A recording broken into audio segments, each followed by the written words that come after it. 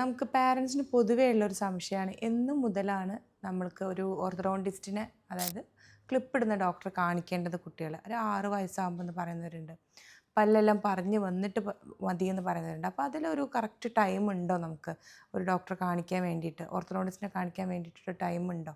ഇത് ശരിക്കും പറയുകയാണെങ്കിൽ ഇപ്പോൾ എല്ലിൻ്റെ പ്രശ്നങ്ങളൊന്നും ഇല്ലാത്തൊരു കുട്ടിയാണെങ്കിൽ പൊതുവേ നമ്മൾ പറയും ക്ലിപ്പിടാൻ എല്ലാ പാൽപ്പല്ലുകളും പറഞ്ഞു വന്നിട്ട് സ്ഥിരമായിട്ടുള്ള പല്ലുകൾ പെർമനൻറ്റ് ടീത്ത് വന്നിട്ട് വേണം ക്ലിപ്പിടാൻ എന്ന് പറയും. പക്ഷേ ഒരു കുട്ടീനെ നമ്മൾ പൊതുവേ ഒരു 6 വയസ്സ് മുതൽ നിരീക്ഷിച്ച് വരണം. അപ്പോൾ അതിന് മുന്നേ നമ്മൾ ചെയ്യേണ്ട കാര്യം എന്ന് വെച്ചാൽ കുട്ടികളെ പല്ല് കേട് കാര്യങ്ങൾ അങ്ങനത്തെയൊക്കെ ഉണ്ടെങ്കിൽ മുൻകൂട്ടി അടച്ച് വൃത്തിക്ക് കൊണ്ടു നടക്കുക. കാരണം എന്താ വെച്ചാൽ ഈ 6-ാമത്തെ വയസ്സ് അല്ലെങ്കിൽ 7-ാമത്തെ വയസ്സാകുമ്പോൾ കുട്ടികൾക്ക് സ്ഥിരമായിട്ടുള്ള പല്ലുകൾ, അതായത് പിൻഭാഗത്ത് മോളാസ് എന്ന് പറയുന്ന അണപ്പല്ലുകൾ അല്ലെങ്കിൽ മുൻഭാഗത്ത് ഉള്ള ഇൻസൈസേഴ്സ്, ഇതൊക്കെ മുളച്ചു വരുന്ന സമയമാണ്.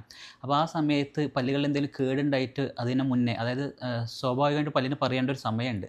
അതിന് മുന്നേ പല്ല് പറഞ്ഞു പോകുന്നൊരവസ്ഥ ഉണ്ടായിക്കഴിഞ്ഞാൽ, കേട് കാരണമോ അല്ലെങ്കിൽ പഴുപ്പ് കാരണമൊക്കെ നമുക്ക് പറിച്ച് മാറ്റേണ്ടി വന്നു കഴിഞ്ഞാൽ ആ സ്ഥലത്തേക്ക് ഈ പെർമനൻറ്റ് ടീത്ത് ചിലപ്പോൾ മൂവ് ചെയ്യും. അപ്പോൾ ഇത് കാരണം ഭാവിയിൽ മുളച്ചു വരേണ്ട പല്ലുകൾ ചിലപ്പോൾ എല്ലിൻ്റെ ഉള്ളിൽ കുടുങ്ങി കിടക്കാനുള്ള ചാൻസ് കാര്യങ്ങളൊക്കെ ഉണ്ട്. അപ്പോൾ നമ്മൾ ആദ്യമായിട്ട് ശ്രദ്ധിക്കേണ്ടത് കുട്ടികളുടെ ദന്താരോഗ്യം, അതായത് പ്രോപ്പറായിട്ട് എല്ലാ പല്ലുകളും അടച്ച് കൊണ്ട് നടക്കുക. പിന്നെ ഇതുപോലെ ഈ 7-ാമത്തെ വയസ്സിൽ പറഞ്ഞു വരുന്ന പല്ലുകൾ, അത് വരുന്ന സമയത്ത് ചിലപ്പോൾ അത് നിര തെറ്റിയിട്ടൊക്കെ വരാനുള്ള ചാൻസസ് കാര്യങ്ങളുണ്ട്. ഇല്ലെങ്കിൽ നേരത്തെ പറഞ്ഞ പോലെ മുൻകൂട്ടി പറിച്ചു മാറ്റേണ്ടി വന്നാൽ ആ സമയത്ത് നമ്മൾ ഈ പിന്നെ വരാനുള്ള പല്ലുകൾക്കുള്ള സ്പേസ് നമ്മൾ മെയിൻറ്റെയിൻ ചെയ്യണം. അപ്പോൾ അതിന് സ്പേസ് മെയിൻറ്റെയിൻ അങ്ങനത്തെ ഉപകരണങ്ങളൊക്കെ നമുക്ക് വെക്കണമെങ്കിൽ അതിൽ ഐഡിയൽ പ്രായം 7 വയസ്സ് ആ സമയങ്ങളിലാണ്. പിന്നെ ചിലപ്പോൾ മുൻഭാഗത്തെ പല്ലുകൾ വരുന്ന സമയത്ത് ചില കുട്ടികൾക്ക് ക്രോസ് ബൈറ്റ് പോലെ വരാറുണ്ട്. അതായത് സാധാരണ ഒരാൾക്ക് മേലത്തെ പല്ലുകൾ മുന്നിലും താഴത്തെ പല്ലുകൾ അതിൻ്റെ പിന്നിലായിട്ടാണ് പ്ലേസ് ചെയ്യുക. അപ്പോൾ അത് നേരെ തിരിച്ച് താഴത്തെ പല്ലുകൾ മുന്നിലും മേലത്തെ പല്ലുകൾ പിന്നിലും, അത് ചിലപ്പോൾ എല്ലിൻ്റെ വളർച്ചയ്ക്കുള്ള വ്യത്യാസം കൊണ്ട് വരുന്നതായിരിക്കും. അപ്പോൾ അങ്ങനത്തെ സമയത്ത് നമുക്ക് ചെറിയ ചെറിയ ഉപകരണങ്ങൾ ഉപയോഗിച്ചിട്ട് ആ വളരുന്ന പ്രായത്തിലാണെങ്കിൽ നമുക്കതൊക്കെ മാറ്റിയെടുക്കാം. ശരിക്കും പറയുന്ന 7-ാമത്തെ വയസ്സ് മുതൽ നമ്മൾ കുട്ടികളെ നിരീക്ഷിച്ച് തുടങ്ങണം. അതായത് എല്ലിൻ്റെ എന്തെങ്കിലും കറക്ഷനൊക്കെ ഉണ്ടെങ്കിൽ ആ സമയം മുതൽ വേണം നമുക്കത് കറക്റ്റ് ചെയ്ത് കൊണ്ടുവരാൻ. ചില കുട്ടികൾ പിന്നെ ഹാബിറ്റ്സ്, ചിലപ്പോൾ വിരൽ വായിൽ വെച്ചിരിക്കുന്ന പോലെ അല്ലെങ്കിൽ വായിൽ കൂടെ ശ്വാസം എടുക്കുന്ന പോലെ അങ്ങനത്തെ പ്രശ്നങ്ങൾ കാരണം എല്ലിൻ്റെ ഘടന തന്നെ മാറിയിട്ട് ചിലപ്പോൾ മേലത്തെ മോണയിലില്ലേ അത് ഭയങ്കര നാരോ ആയിട്ടുണ്ടാവും. അപ്പോൾ അത് എക്സ്പാൻഷൻ ചെയ്യാം നമുക്ക്.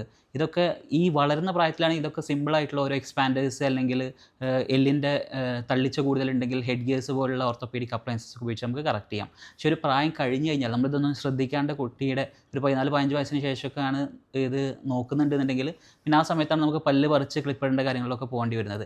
പിന്നെയും ഒരു പ്രായം കഴിഞ്ഞാൽ നമ്മൾ സർജറി പോലുള്ള ഓപ്ഷൻസിന് പോകേണ്ടി വരും. അപ്പോൾ എപ്പോഴും ഒരു കുട്ടീൻ്റെ ഒരു 7 വയസ്സ് മുതൽ നമ്മൾ നിരീക്ഷിച്ച് തുടങ്ങുക. ഞാൻ എൻ്റെ പേഷ്യൻസിനോടൊക്കെ പറയാറുള്ള എല്ലാ കൊല്ലം ഒരു കുട്ടീനെ ഒരു ഓർത്തഡോണ്ടിസ്റ്റിനെ കാണിക്കുക. അപ്പോൾ ചില കുട്ടികൾക്ക് ഒരു ഗ്രോത്ത് സ്പേർട്ട് ഉണ്ടാവും, പെട്ടെന്നൊരു വളർച്ചയുള്ള സമയം ഉണ്ടാവും. ആ സമയത്തായിരിക്കും ഇത് കൂടുതൽ പ്രോമിനൻ്റ് ആയിട്ട് കാണിക്കുക. അപ്പോൾ നമ്മൾ എല്ലാ കൊല്ലം ഇങ്ങനെ പ്രോപ്പറായിട്ട് അസസ് ചെയ്ത് പോയി കഴിഞ്ഞാൽ നന്നായിരിക്കും. ഇപ്പം നമുക്ക് ചില എൻക്വയറീസ് ഒക്കെ വരുന്നുണ്ട്, അതായത് ഒരു 9-10 ഏജസിൽ തന്നെ മുന്നത്തെ പല്ലുകൾക്കിടയിൽ ഗ്യാപ്പ് ഉണ്ടെന്നൊക്കെ പറഞ്ഞിട്ട് നമുക്ക് ചില എൻക്വയറീസ് വരാറുണ്ട്. അപ്പോൾ അതിൻ്റെ ഒരു വസ്തുത എന്താണ്? നമുക്ക് ഈ 9-10 വയസ്സിലൊക്കെ കുട്ടികൾക്ക് പൊതുവെ മേലത്തെ പല്ലുകളിൽ ചെറിയ ഗ്യാപ്പ് കാണാറുണ്ട്.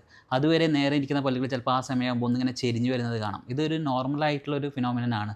നമ്മളതിനൊരു ട്രാൻസിയൻ മാലക്ലൂഷൻ അല്ലെങ്കിൽ സെൽഫ് കറക്റ്റിംഗ് മാലക്ലൂഷൻ എന്ന് പറയും. അതായത് ഇത് ആ സമയത്ത് ഗ്യാപ്പ് ഉണ്ടെങ്കിലും പൊതുവെ പ്രായം കൂടുന്തോറും, അതായത് 11-12 വയസ്സൊക്കെ ആകുന്ന സമയത്ത് അത് വീണ്ടും കറക്റ്റ് ആവും. ഈ ഗ്യാപ്പ് വരാനുള്ള കാരണം എന്ന് പറഞ്ഞാൽ നമ്മളെ കെനൈൻ അല്ലെങ്കിൽ നമ്മൾ ആണിപ്പല്ല് എന്ന് വിളിക്കുന്ന പല്ല് അത് താഴത്തോട്ട് ഇറങ്ങി വരുന്ന സമയമാണ്. അപ്പോൾ ആ സമയത്ത് അത് വരുന്ന സമയത്ത് അതിൻ്റെ മുൻവശത്തുള്ള പല്ലുകളുടെ റൂട്ട്സ് ഇല്ലേ വേരിന് ചാരിയിട്ടാണ് അത് വരിക. അപ്പോൾ അതിലൊരു പ്രഷർ കൊടുക്കുന്ന സമയത്ത് ഈ പല്ലുകളിനെ ഫ്ലെയർ ആയിട്ട് സൈഡിലോട്ട് പോകുന്ന കാരണം ഉണ്ടാകുന്ന ഒരു ഗ്യാപ്പാണിത്. നമ്മളിതിനെ അഗ്ലി ഡക്ലിംഗ് സ്റ്റേജ് എന്ന് വിളിക്കും. അപ്പോൾ അത് ഒരു സെൽഫ് കറക്റ്റിംഗ് ഇതാണ്. ആ പല്ലിങ്ങനെ താഴെ ഇറങ്ങി വരുന്ന സമയത്ത് ഒരു 12-13 വയസ്സിലൊക്കെയാണ് ചില കുട്ടികൾക്ക് അത് ഫുള്ളായിട്ട് പുറത്ത് വരിക. അപ്പോൾ ആ സമയമാകുമ്പോഴേക്കും അത് ഫുള്ളായിട്ട് താഴെ ഇറങ്ങി വരുന്ന സമയത്ത് ഇത് കൂടും, ഈ സ്പേസ് റെഡിയാവും. അപ്പോൾ സാധാരണ ആ ഒരു ഇത് കണ്ടിട്ട് നമ്മൾ ഓടിപ്പിടിച്ച് നമ്മൾ കമ്പിയിടാനോ അങ്ങനത്തെ കാര്യങ്ങൾക്കോ മുതിരേണ്ട ആവശ്യമില്ല. അതൊരു നോർമൽ ഫിനോമിനനാണ്. ഇപ്പോൾ ഈ 6 ഇയേഴ്സ് മുതൽ, അതായത് വളർച്ചയുടെ ഘട്ടം മുതൽ നമുക്ക് കാണിച്ചു കഴിഞ്ഞാൽ, അതായത് എല്ലിൻ്റെ വളർച്ച തടയാൻ പറ്റിയ എന്തെല്ലാം കാര്യങ്ങളുണ്ട്? അതായത് നമുക്ക് ഡോക്ടർ പറഞ്ഞല്ലോ, നമ്മൾ നേരത്തെ വളർച്ചയുടെ സ്റ്റേജിൽ തന്നെയാണെങ്കിൽ നമുക്ക് ഒരുപാട് കാര്യങ്ങൾ കറക്റ്റ് ചെയ്യാം എന്നുള്ളത്. അപ്പോൾ ഇത് എന്തൊക്കെയാണ് നമുക്ക് കറക്റ്റ് ചെയ്യാൻ പറ്റുക?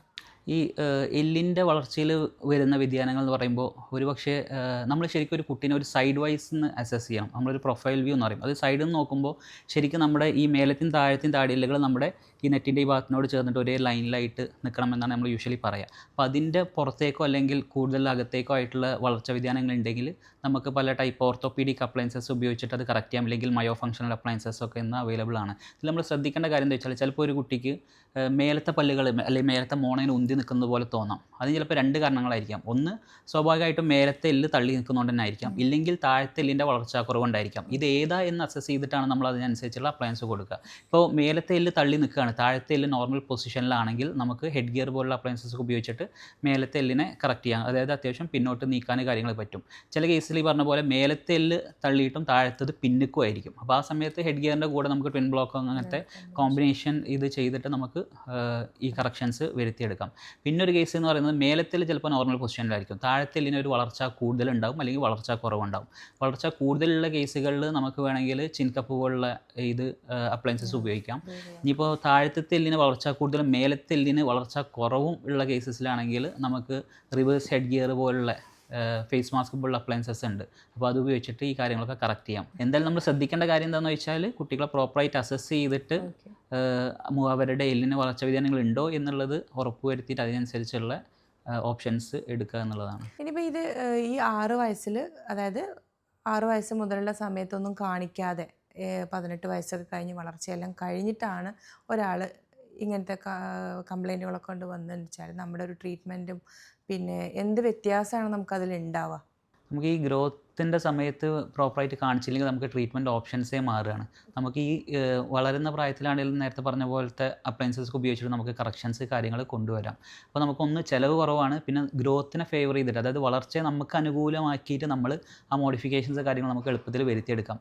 ഇതുമൂലം ഭാവിയിലുള്ള ഒരുപാട് കോംപ്ലിക്കേഷൻസ് നമുക്ക് ഒഴിവാക്കാം. ഇത് ചെയ്തില്ല എന്നുണ്ടെങ്കിൽ പിന്നെ ഒരു 18 വയസ്സിനൊക്കെ ശേഷമാണെന്നുണ്ടെങ്കിൽ നമുക്ക് സർജറി അങ്ങനെ കാര്യങ്ങളൊക്കെ പോകേണ്ടി വരും. ഈ കുട്ടികളുടെ അലൈനേഴ്സൊക്കെ ഉണ്ടല്ലോ, അപ്പോൾ അത് ഈ പല്ലിൻ്റെ ഇറപ്ഷനെ നമ്മൾ എങ്ങനെ കാൽക്കുലേറ്റ് ചെയ്ത് ചെയ്യാം? ഇപ്പോൾ അലൈനർ മുമ്പ് ഒരു ധാരണ ഉണ്ടായിരുന്നു, അലൈനേഴ്സ് നമുക്ക് അഡൽട്ട്സിന് മാത്രമേ പറ്റുള്ളൂ എന്നുള്ളത്. പക്ഷേ ഇപ്പോൾ കുട്ടികൾക്ക് തന്നെ ഇപ്പോൾ ഇൻവിസൈൻ്റെ നോക്കുകയാണെങ്കിൽ ഇൻവിസൈൻ ഫേഴ്സ് എന്ന് പറഞ്ഞിട്ട് നമുക്ക് കുട്ടികൾക്കായിട്ടുള്ള ഒരു അലൈനർ സെക്ഷൻ കാര്യങ്ങൾ വന്നിട്ടുണ്ട്.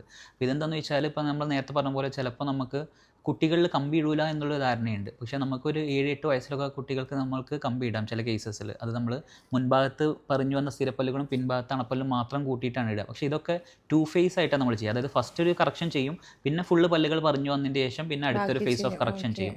അപ്പോൾ അലൈനേഴ്സിൽ നമുക്ക് ഇതേപോലെ കുട്ടികൾക്ക് ഉപയോഗിക്കുകയാണെങ്കിൽ സിവിയർ ആയിട്ടുള്ള കാര്യങ്ങളൊക്കെ, ചെറിയ മുൻഭാഗത്തെ പല്ലുകളിലെ വ്യത്യാസങ്ങൾ, റൊട്ടേഷൻസൊക്കെ അലൈനർ ഉപയോഗിച്ചിട്ട് ഇൻവിസൈൻ ഫസ്റ്റ് പോലുള്ള പീഡോഡോണ്ടിക് അലൈനേഴ്സ് ഉപയോഗിച്ചിട്ട് നമുക്ക് കറക്റ്റ് ചെയ്യാം. പിന്നെ നമ്മൾ എല്ലാ പല്ലുകളും പറഞ്ഞു വന്നിട്ട് അടുത്ത ഫേസ് ഒന്നും കൂടെ ഫുൾ കറക്ഷനിലോട്ട് പോവുകയും ചെയ്യും. അപ്പോൾ ഒരു ലോങ് ട്രീറ്റ്മെൻറ്റ് പ്ലാൻ ആയിരിക്കും. അതെ അതെ, ഒരു 3 years ഒക്കെ ഇത് പ്രോപ്പറായിട്ട് നമ്മളിങ്ങനെ അസസ് ചെയ്ത് പോവുകയാണെങ്കിൽ നമുക്ക് ഇതൊക്കെ അങ്ങനെ മാനേജ് ചെയ്ത് കൊണ്ടുവരാൻ പറ്റും.